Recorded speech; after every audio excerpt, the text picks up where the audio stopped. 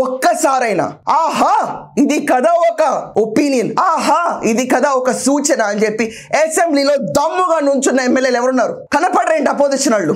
కనపడినప్పుడు కూడా మీకు స్టేటస్ ఇవ్వాలా? What right you have to ask? Cabinet rank ఇచ్చి ఇంకా జనాలు డబ్బులు దోచుకోవాలా? ఏంటి మీ మేనిఫెస్టో? దానికి సరిపడా పోరాటం ఏంటి? ఏం చేశామో మాట్లాడాలి. ఏం కుంభకోణాలు జరిగినాయో ప్రశ్నిస్తే ఎదుర్కోవాలి. ప్రజలకు తెలియాలి. దానికి నువ్వు వెళ్ళాలి. నువ్వు వెళ్ళవు, జీతం తీసుకుంటావు, ఇంట్లో కూర్చుంటావు.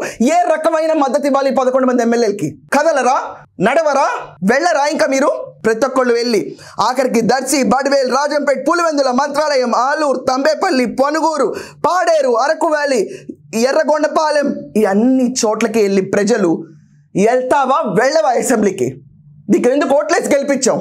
మా సమస్యల గురించి నువ్వు మాట్లాడవా? మాట్లాడకపోతే రిజైన్ చెయ్యి రిజైన్. నువ్వు ముందు ఏంటి నీ డ్రామా? నీ పార్టీ కోసం ఓట్లేసావా?